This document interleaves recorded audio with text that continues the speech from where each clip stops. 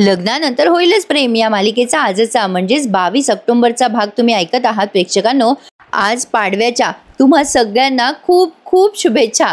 आज कोण कोण माझ्या मैत्रिणी माहेरी जाणार आहेत आणि आज काय काय स्पेशल गिफ्ट घेतली आहेत ते मला कमेंट करून नक्की सांगा, मला ऐकायला खूप आवडेल। तर बघा आज मालिकेमध्ये काय झालंय, आता ही काव्या आणि पाड दोघे एकत्र आल्यामुळे या रम्याची फजिती झाली ना जरा।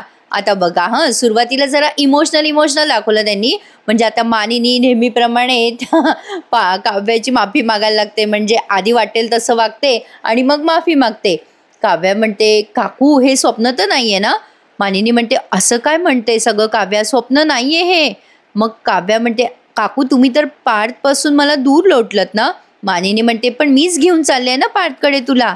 काव्या म्हणते हो काकू, तुमच्या मुलाला बरं वाटावं म्हणून करताय ना तुम्ही हे सगळं। मानिनी म्हणते नाही ग काव्या, कुठलीही आई हेच करेल। मी माझ्या मुलाचा सुखाचा विचार करत असताना माझ्या या मुलीला खूप खूप दुःख दिलंय आणि मला हा अधिकार नाहीये काव्या, मला कळतंय। काव्या म्हणते काकू हे बघा, स्वतःला असा त्रास नका करून घेऊ। मला पार्थकडे घेऊन जाण्याआधी एकदा विचार करा। तुम्ही आज मला पार्थकडे घेऊन जाल आणि पुन्हा 2 दिवसांनी असा विचार कराल की मी माझ्या मुलाची काळजी करायला हवी होती आणि या मुलीच्या आयुष्यात तर वेगळंच कोणी होतं। नाही, आधी मला सिद्ध करावं लागेल ना की मी निर्दोष आहे। आणि तसंही काकू मला जरा माफच करा, मला पुरावे त्या गोष्टीचे देता आले असते ना जी गोष्ट माझ्या आयुष्यात आहे, पण जी गोष्ट आयुष्यातच नाहीये त्याचे पुरावे मी देऊ कुठून। मानिनी म्हणते नाही ग काव्या नाही, माझं चुकलं। नात्याला पुराव्याची गरज नसते ग, त्याला विश्वासाची गरज असते। खरं तर हे मीच आधी म्हणायचे आणि मीच विसरून गेले। खरं तर काव्या म्हणजे मला असं दुसरं कोणाचं ऐकायला नको होतं। मी माझ्या मैत्रिणीचं ऐकलं आणि तुझ्याशी चुकीचं वागले। मी तुझ्यावर हात सुद्धा उचलला ग काव्या, खरंच मीच चुकले ग, मनापासून सॉरी। मानिनी खूप रडत असते आणि म्हणते हे मी माझ्या मुलाच्या बायकोला नाही म्हणते हे मी काव्या देशमुखलाच म्हणते। Sorry Kavya, I am really sorry. Kavya आता मानिनीकडे बघते आणि तिला नवलच वाटतं की मानिनी मोठ्या मनाने माफी मागते। काव्याला ती म्हणते खरंच माझं चुकलं, मी असं करायला नको होतं काव्या, पण कदाचित तू आई होशील ना तेव्हा तुला कळेल की आपल्या मुलासाठी नकळत खूप खूप मन जळतं ग। आणि खरंच सांगू का काव्या, तुमच्या दोघांच्या खोलीबाहेरून मी जात असायची ना तर तुम्ही हमरी तुमरीवरच यायचेत, विशेषतः तू। म्हणजे असं काही बाई ऐकू आलं ना बाई की चुकीचे तुकडे जुळवतो आपण। काव्या खरंच ग, म्हणजे आता काव्या म्हणते काकू चुकीचे तुकडे जुळल्यावर असं होतं की नाही, आणि तसंही काय आहे ना आपल्या बाबतीत पण तसंच काहीच झालंय। खरंच असं व्हायला नको होतं। मग मानिनी म्हणते हो ग काव्या, मला भानच राहिलं नाही, मी वेड्यासारखी वागत राहिले, तुला खूप खूप दुःख दिलंय ग। तुला पार्थपासून मी दूर केलं, पार्थच्या आयुष्यातून मी तुला निघून जा असंही म्हणाले। अगदी कोणीही तुला ब्लेम केलं, म्हणजे त्या दिवशी तू इतकं प्रेमाने ते फ्रूट सॅलड करून आणलं आणि मी ते बाउल फोडलं ग, किती चुकीचं वागले मी चुकले ग काव्या, तुझ्या मनाचे रोज तुकडे करत गेले मी। माझ्या या वागण्यासाठी तू मला शिक्षा कर, देव तर मला शिक्षा करेलच, पण मी हात जोडते, म्हणजे तुझी आई समजून मला माफ करशील का ग? प्लीज माफ कर मला काव्या। अगं हे सगळं विसरू शकशील ना तू बेटा। मानिनी आता हात जोडून काव्यासमोर उभी आहे बरं का प्रेक्षकांनो। आता काव्या पण खूप प्रॅक्टिकल मुलगी दाखवली आहे, ती डायरेक्ट म्हणते तिला मानिनीला नाही काकू, मी नाही हे विसरू शकणार सगळं। मग मानिनी म्हणते असं नको म्हणूस ग काव्या, असं नको म्हणूस, तुला हवी ती शिक्षा कर मला वाटलं तर। आता काव्या म्हणते हो काकू, शिक्षा तर मी तुम्हाला देणारच आहे। आता तुम्हाला वाटलं असेल काव्या खरंच शिक्षा देते का काय, पण तसं नाही झालंय। आता काव्या म्हणते काकू माझी आई नेहमी म्हणते कोणी माफीची साखर पेरली ना तर आपल्या मनात कटुता नाही तर गोडवा पेरला पाहिजे। उद्या नाश्त्याला तुमच्या हातचा गोड शिरा करून द्याल का मला, हीच असेल तुमची शिक्षा। आता काव्या जेव्हा असं बोलते तेव्हा मानिनीचे डोळे भरून येतात आणि मानिनी तिच्या गालावरनं हात फिरवते आणि तिला जवळ घेते आणि तिला लक्षात येतंय की आपल्या मुलाची बायको ही काही वाईट नाही आहे। आणि आता मानिनी खुश होते बरं का प्रेक्षकांनो आणि तिला थँक्यू म्हणते आणि म्हणते चल आता पार्थकडे जाऊया का काव्या, त्याला सरप्राईज देऊयात, त्याला खूप छान वाटेल ग। आणि आता या दोघीही सासासुना पाडच्या खोलीत चालल्यात बरं का. आणि आता इथे उगाचच आपलं काहीतरी लांबवला तो सीन. मग म्युझिक वाजवलं, ती सासू आपलं त्या सुनेचा हात धरते, म्हणजे काव्याचा हात धरते मानिनी, आणि मग घेऊन जाते तिला पाडकडे. आणि इकडे पाड तो स्केच काढत असतो आणि म्हणत असतो स्वतःलाच, काव्या तुमच्या आठवणीत मी हे स्केच काढलंय. प्रेक्षकांनो, कसलं सुंदर स्केच काढलंय त्या पाडने. म्हणजे बघा ना, कोणाकडे कला असली ना तर ती कधीच अशी वाया जात नाही. देवाने प्रत्येकाला काही ना काही कला दिलेलीच असते, फक्त ती कला ओळखायची कशी हे आपल्या हातात असतं. पार्थने किती छान काढलंय बघा ते चित्र काव्याचं, आणि तो त्या चित्राशी बोलत असतो, काव्या तुम्ही नसताना मी या काव्या 2.0शी बोलणार. काव्या किती गोड दिसताय तुम्ही, असं तिच्या स्केचशी बोलत असतो. पण हे 2.0 जरा जास्ती कॉमन झालंय असं नाही वाटत आहे का प्रेक्षकांनो? कारण सायली पण 2.0 आहे, आता काव्या पण 2.0 आहे, आता जास्तीच 2.0 झालेत. असो, आता पाड त्या चित्राकडे बघतोय, स्वप्न रंगवतोय. काव्या कधी येईल इकडे, लवकर या ना काव्या, असं तो मनाशीच बोलताना दाखवला. खरं सांगायला गेलं तर आजचा एपिसोड जरा ओके आहे, त्यामुळे मी तो तुम्हाला पटापट सांगतेय. आणि तुम्ही पण खूप बिझी आहात मला माहिती आहे. तर बघा आता हा पाड त्या चित्राशी बोलत असतो आणि तेवढ्या तिथे अशी काव्याची एंट्री दाखवली आहे. तो चित्रावरनं हात फिरवत असतो, मग मालिकेचं टायटल सॉन्ग इथे वाजतं. खूप लांबवला बाबा त्यांनी हा सीन. पार्थ आता काव्याला बघून खुश होतो. दोघे एकमेकांकडे बघतात आणि मानिनी त्यांची दृष्ट काढते. छान होता नाही हा सीन? लाईक करायला विसरू नका प्रेक्षकांनो. तर बघा इकडे जीवा आता आज झालेल्या सगळ्या घटनांचा विचार करत असतो. उंदीर मामा आला होता ना कालचा एपिसोड बघितला ना? नसेल बघितला तर आवर्जून बघा, खूप आवडेल तुम्हाला, मस्त सांगितलंय मी.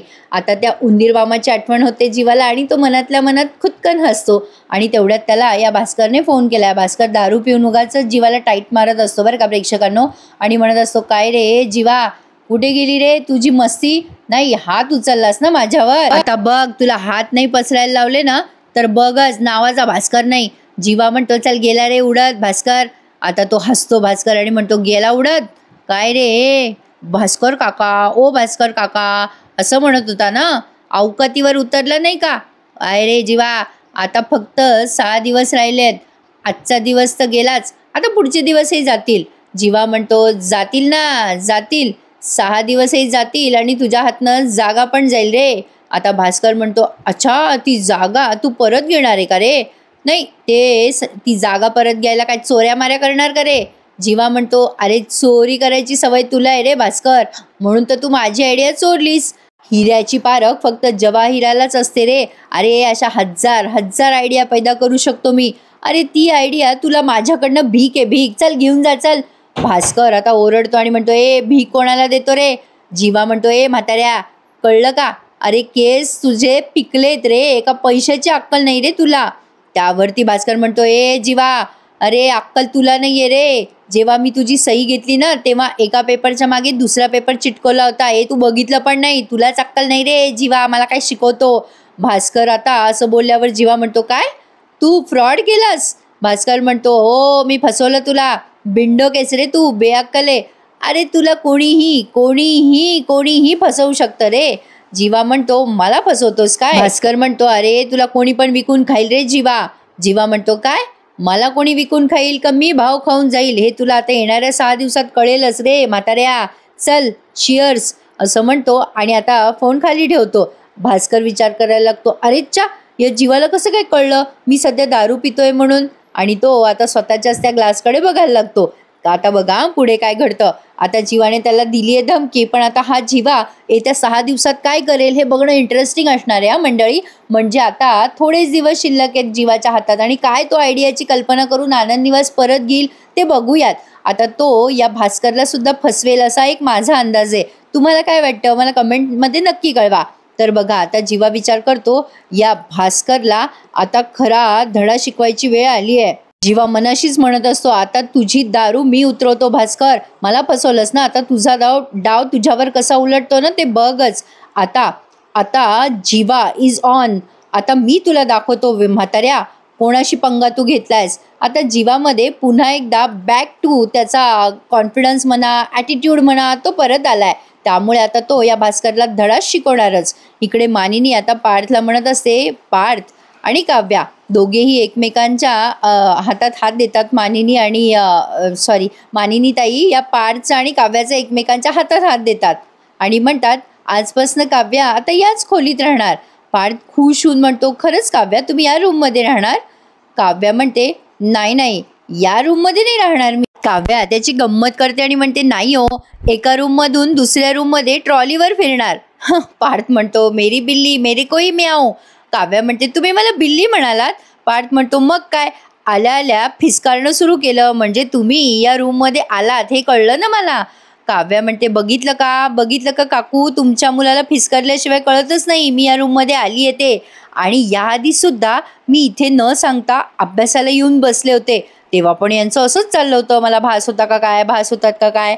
आता प्रेक्षकांनो, तो सीन आपल्याला इथे पुन्हा एकदा व्हिज्युअलाइज करून दाखवलाय बरं का. आता हे दोघेही जण मानिनीला रिअलाइज करून देतात की त्यांना एकमेकांची किती ओढ आहे.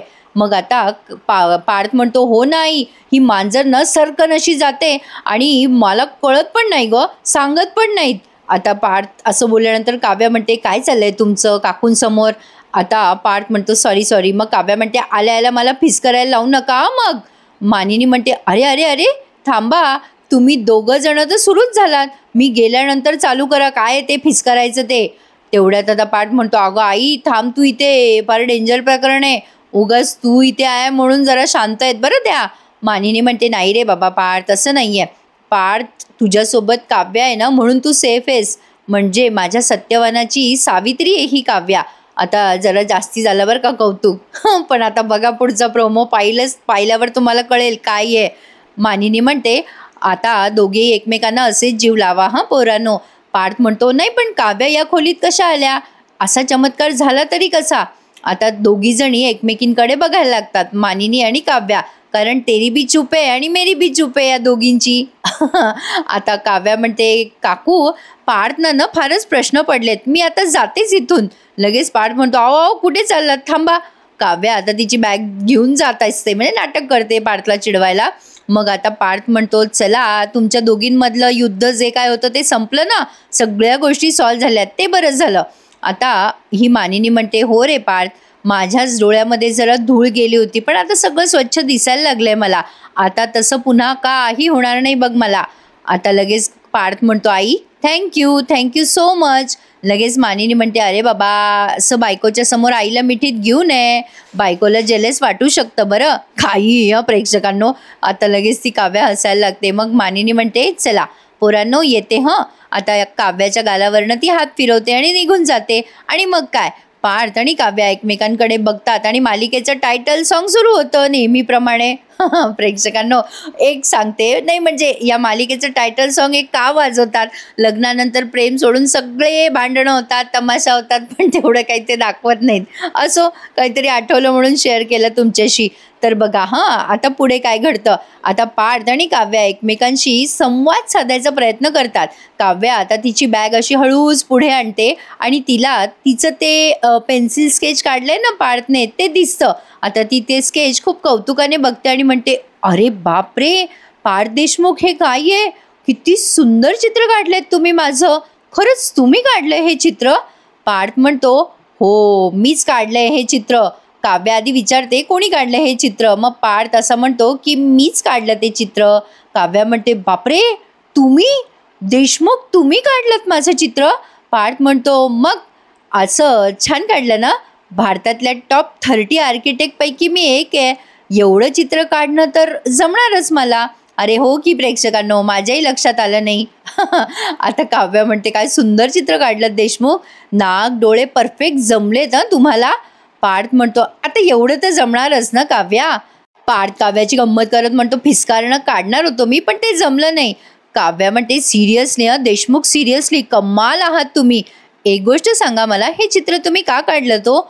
आता पार्थ म्हणतो, असं काय करता काव्या, का काढलं म्हणजे तुम्ही इथे नव्हतात ना खोलीमध्ये आणि मला करमत नव्हतं, म्हटलं असं काहीतरी करावं की तुम्ही माझ्या समोर आहात असं वाटलं पाहिजे होतं ना, नाही म्हणजे तुम्ही इथे नाही म्हणून करमत नव्हतं मला. मग काय, उचलली पेन्सिल आणि लागलो चित्र काढायला.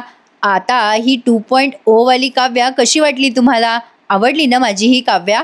काव्या म्हणते, माझी काव्या, त्यावरती पार्थ म्हणतो, हो माझी काव्या चित्रामधली हो, कशी वाटली तुम्हाला? स्केचवाली काव्या आवडली का तुम्हाला?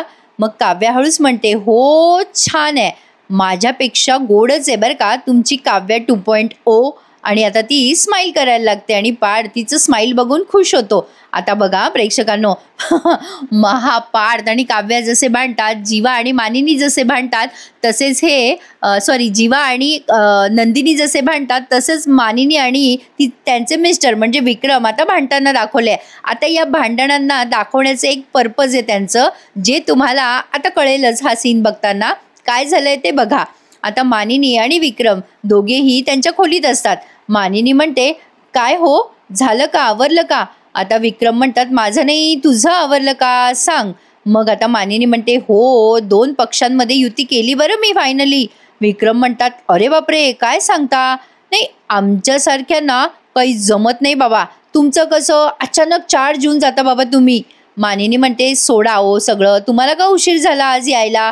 विक्रम म्हणतात, अगं जरा काम होतं, झाला उशीर. आता विक्रम असं बोलल्यानंतर ही मानिनी म्हणते, आता माझं पोर बरं होईपर्यंत जरा ताण घ्या तुम्ही. विक्रम म्हणतात, पण काय ग मनू, म्हणजे तुला माहिती आहे का कोण भेटलं होतं आत्ता? अगं आपल्या कॉलेजमधल्या मॅडम ग, आठवते ना तुला? अगं त्या दामले मॅडम ग. नाही म्हणजे तुला पास करण्यासाठी त्यांच्याकडे ताजी ताजी फुलं घेऊन जायचो मी, आठवतं ना? आता मानिनी म्हणते, पास करण्यासाठी काय, मी काही फेल होणार होते का, आठवतं ना तुम्हाला? विक्रम म्हणतात, अगं माझ्या प्रेमात ढ झाली होतीस ना तू, नाही म्हणजे म्हणून तू अभ्यासच केला नव्हतास. मानिनी म्हणते, तुम्हाला काही आठवत नाही विक्रम, तुमच्यानं लक्षातच राहत नाही, खरं खरं सांगा काय झालं होतं ते. विक्रम म्हणतात, अगं खरं हेच होतं. मानिनी म्हणते, नाही विक्रम खोटं नाही बोलायचं, खरं बोला, नाही तर मी जेवायलाच देणार नाही तुम्हाला. विक्रम म्हणतात, अगं मानिनी हेच कारण होतं ना. आता या दोघांमध्ये जरा गोड वाद चालू होतात. तेवढ्यात तिथे नंदिनी येते आणि म्हणते, अरे अरे अरे आई बाबा काय चाललंय तुमचं, काय भांडतायत तुम्ही एवढे? आता विक्रम म्हणतात, तुझी सासू ना म्हातारी झाली आहे, 1 वर्ष फेल झाली हे तिला आठवतच नाहीये. मानिनी आता विक्रमला उशी मारते आणि म्हणते, हो काही पण बोलता का, काही झालं नव्हतं, भलतं काही सांगू नका. विक्रम म्हणतात, हेच कारण होतं. अगं नंदिनी तुझी सासू ना त्यावेळेला एवढी माझ्या प्रेमात बुडाली होती बघ. मानिनी म्हणते, नाही ग नंदिनी हे काही पण सांगताय, यांना काही आठवत नाहीये बघ. नंदिनी म्हणते, आई तुम्ही कशा काय फेल झाल्या? नंदिनीने असं विचारल्यानंतर विक्रम म्हणते, नाही ग नंदिनी मी काही फेल झाले नव्हते. अगं काय झालं होतं, फायनल इयर होतं माझं आणि माझी आजी ना सिरियस होती, त्यामुळे आम्ही सगळे होतो आजीच्या घरी सांगलीला. बरं जाताना मी विक्रमला सांगून गेले होते की फायनल परीक्षेची तारीख कळली की मला सांगा. मग विक्रम म्हणतात, अगं हो मी कळवली ना तुला तारीख. मग लगेच नंदिनी म्हणते, अगं यांनी मला ज्युनियर कॉलेजची या परीक्षेची तारीख कळवली. अगं माझी जेव्हा परीक्षा होती तेव्हा मी गावी होते आणि माझ्या दृष्टीने जेव्हा मी परीक्षा द्यायला इथे आले तेव्हा ज्युनियर कॉलेजची परीक्षा द्यायला मी इथे आले. अगं अख्खं वर्ष वाया गेलं असतं माझं यांच्यामुळे. विक्रम म्हणतात, अच्छा अशी माती खाल्ली होती का मी त्यावेळेला? मग मानिनी म्हणते, अगं आपण काय वाचतो, काय बोलतो आणि काय कळवतो याचं काही भान नव्हतं बघ यांना. विक्रम म्हणतात, अगं नंदिनी त्यावेळेला काही मोबाईल नव्हते ग, म्हणजे हिच्याशी मला बोलता नाही आलं ना, नंतर चुकीची तारीख कळवली मी हिला उत्साहाच्या भरात. मग नंदिनी म्हणते, आई तुम्ही भडकला असाल ना मग बाबांवर? विक्रम म्हणतात, भडकली? अगं माझ्याशी बोलली नाही ती महिनाभर. नाही म्हणजे तिला मी परीक्षा द्यायला लावली होती. अगं मी JS होतो ना कॉलेजचा, त्यामुळे मी तिला एक्झाम द्यायला लावली आणि त्यावेळेला आमच्या प्रिन्सिपल होत्या दामले मॅडम. अगं म्हणजे त्यांच्याशी बोलून मी हिचं वर्ष क्लिअर केलं. मग नंदिनी म्हणते, चला तेव्हा तरी माफ केलंत का बाबांना आई तुम्ही? मानिनी म्हणते, हो माफ केलं, नियत साफ होती ग त्यांची, त्यांनी काही मुद्दाम नाही केलं, चुकून घडलं होतं सगळं त्यांच्या हातून. आता मानिनीला रिअलाइज होतं की जीवाच्या हाताने पण चुकून घडलंय. मानिनी आता म्हणते, अगं नंदिनी विक्रमच्या हातून हे सगळं मुद्दाम होणार नाही आणि यातून ते मार्ग काढतील आणि माझं जे ते मला ते मिळवून देतील याची खात्री होती मला. आता हे विक्रम म्हणतात, तशी खात्री असायलाच पाहिजे आपल्या माणसाबद्दल जशी तुला माझ्याबद्दल आहे.